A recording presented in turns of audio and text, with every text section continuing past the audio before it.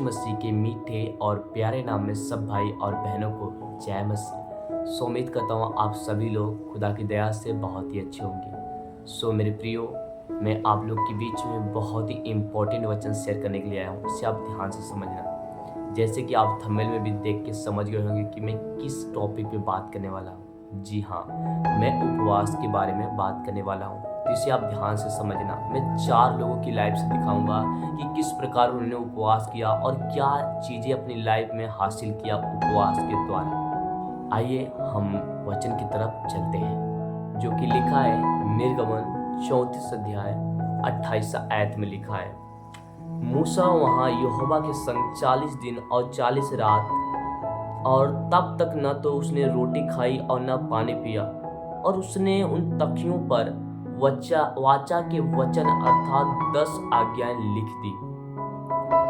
ये मेरे प्रियो मूसा का है। मूसा ने 40 दिन और 40 रात कुछ नहीं खाया न पिया। ये मूसा का था। आइए मैं नेक्स्ट लोगों की लाइफ से भी आपको दिखाता हूँ, जो कि लिखा है दानियल 10 अध्याय 3 आयत में, उन तीनों सप्ताह के पूरे होने तक मैंने न तो स्वादिष्ट भोजन किया और न मांस या दाख मधु अपने मुंह में रखा, न अपने देह में कुछ तेल लगाया। ये मेरे प्रियो ये दानियल का रहा। ये दानियल 21 दिन का उपवास ये दानियल का रहा। मेरे प्रियो आइए मैं कुछ और लोगों की लाइफ से दिखाता हूँ, जो कि लिखा है एस्तर 4 अध्याय 16 आयत में लिखा है, तू जाकर सूसन के सब यहूदियों को इकट्ठा कर और तुम सब मिलकर मेरे निमित्त उपवास करो। 3 दिन और रात न तो कुछ खाओ और न कुछ पियो। मैं भी अपनी सहेलियों सहित उसी रीति उपवास करूंगी। मेरे प्रियो ये है एस्तर रानी का उपवास, 3 दिन और 3 रात। मेरे प्रियो अभी मैं आपको वचन बता रहा हूँ, अभी इनकी डीप बातों को बताऊँ, इनकी भेद की बातों को किस प्रकार इन्होंने किया और किस लिए किया, और ये भी बताऊंगा, और अंत तक इस वीडियो को देखते रहिए।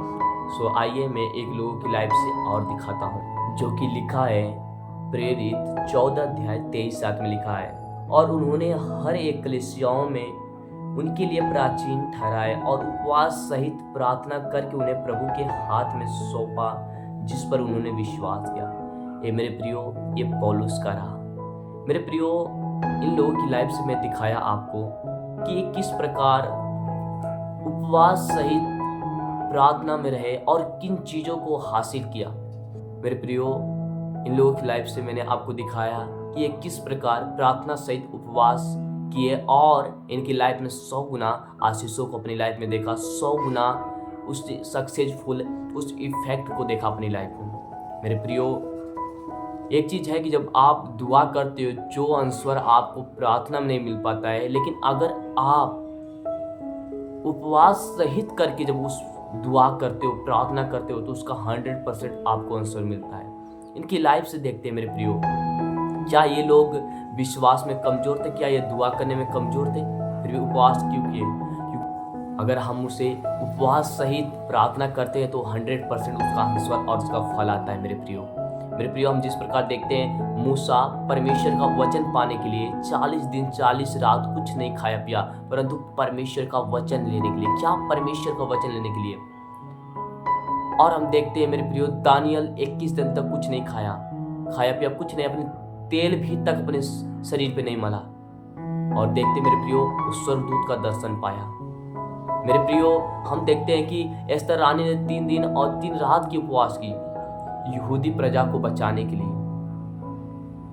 मेरे प्रियो हम देखते हैं पौलुस भी उपवास करके कलीसियाओं पे प्राचीन ठहराया। क्या वो लोग विश्वास नहीं करते थे? क्या लोग प्रार्थना में नहीं थे? मेरे प्रियो जब आप उपवास सहित प्रार्थना करते हैं तो उसका आंसर आपको 100% कि आपकी लाइफ में मिलता है, आपके जीवन में मिलता है, उसका 100% आंसर। जिस प्रकार इन्होंने उपवास सहित प्रार्थना किया, इन्होंने अपनी लाइफ में 100% आंसर को देखा। तो मेरे प्रियो अगर आप किसी काम को करने चाहते हैं, अगर क्या कोई काम है जिसे आप करने जा रहे हैं, तो आप उपवास सहित प्रार्थना करो। एक दिन उपवास सहित प्रार्थना करने के बाद उस काम में जाओ और उस काम आपका 100% सफल होगा। अगर कुछ चीज़ें आपको चाहिए, कुछ भेद की बातों को चाहिए, खुदा के वर्ड, खुदा के वचन चाहिए, तो मूसा की तरह उपवास करो। कुछ उपवास में बैठ के, प्रार्थना में बैठ के और उन वचनों को देखो, तो खुदा अपनी भेद की बातों आप पे प्रकट करेगा।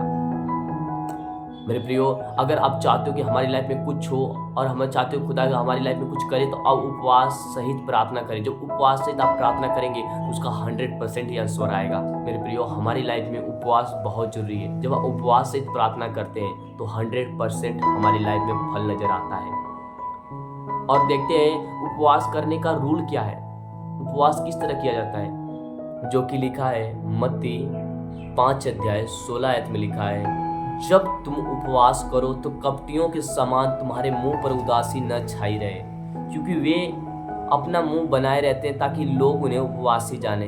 मैं तुमसे सच कहता हूं कि वे अपना प्रतिफल पा चुके। परंतु जब तुम उपवास करें तो अपने सिर पर तेल मल और मुंह धो, ताकि लोग नहीं परंतु तेरा पिता जो गुप्त में है तुझे उपवासी जाने।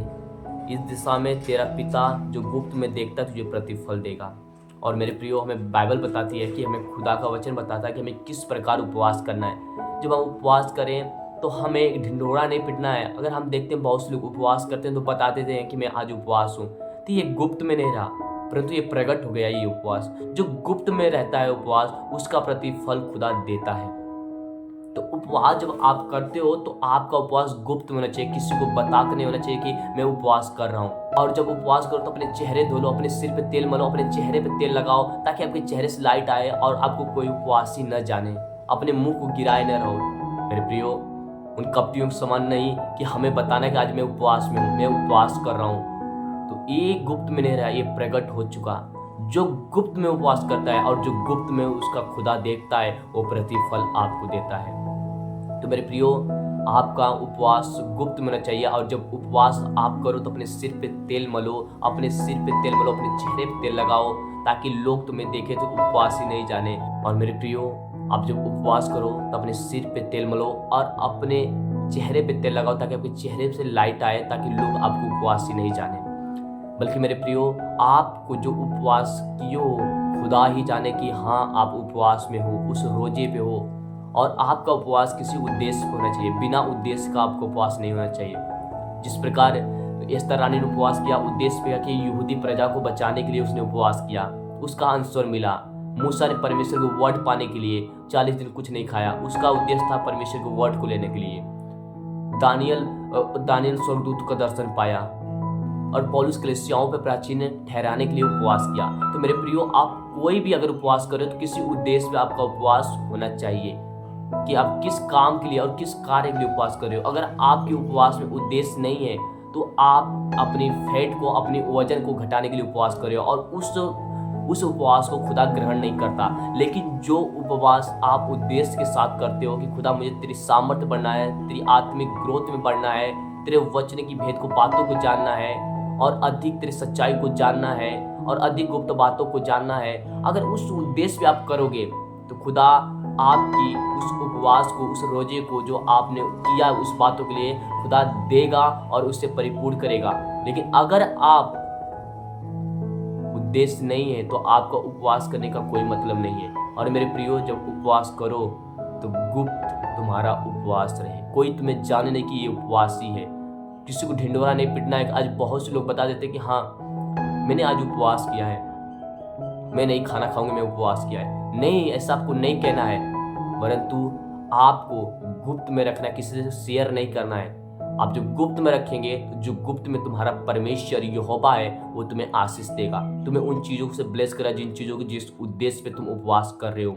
लेकिन अगर उसे प्रकट करोगे तो गुप्त नहीं रहा, परंतु प्रकट जो करते हो और उसे खुदा ग्रहण नहीं करता उस उपवास को। सो मेरे प्रियो, जिस प्रकार इन लोगों ने उपवास किया, दानियल ने उपवास किया उद्देश्य पे, फिर उसके बाद एस्तर रानी ने किया, फिर मूसा ने किया, फिर पौलुस ने किया, और यीशु मसीह भी 40 दिन और 40 रात का उपवास किया। तो उपवास हमारी लाइफ में बहुत जरूरी है मेरे प्रियो। जब हम उपवास करते हैं तो ये एक चीज याद रखना, मैं ये बातें आपको शेयर कर रहा हूँ, जो आंसर आपको दुआ में नहीं मिला है, जो आपको जो चीज़ें चाहिए आप दुआ करें, उन चीज़ों को आपको नहीं मिल रहा है, तो आप उपवास सहित प्रार्थना करो, आपको 100% आंसर मिलेगा। आप कोई भी चीज़ हो, आप उसके लिए दुआ कर रहे हो, आपको नहीं मिला है, आप उपवास सहित प्रार्थना करो, आपको मिलेगा, खुदा आपको देगा। वो चाहे सामर्थ हो, चाहे खुदा की बुद्धि हो, चाहे कोई भी चीज़ हो, आपको खुदा ब्लेस करेगा, आपको परिपूर्ण करेगा, देगा मेरे प्रियो। तो मेरे प्रियो, ध्यान रहे आपका उपवास गुप्त रहे और आप किसी से शेयर ना करें, परंतु आपका उपवास उद्देश्य पे हो और जब आप करोगे और इनके जैसे इन लोगों ने प्रतिफल पाया और उपवास से जब प्रार्थना किया तो खुदा ने इनकी दुआओं को सुना और इनका आंसर दिया, आपको भी आंसर देगा। सो मेरे प्रियो, इस वीडियो को एक लोगों के पास शेयर करो ताकि वो भी जाने कि हमें उपवास किस तरह करना है, और उन लोगों की लाइफ को जाने जिन्होंने उपवास किया और 100 गुना फलों को अपनी लाइफ में देखा। मेरे प्रियो, उन लोगों के पास शेयर करो ताकि वो भी जाने और उनके समान उपवास करें। सो मेरे प्रियो, इस वचन के द्वारा खुदा आप सबको आशीष दे। God bless you all.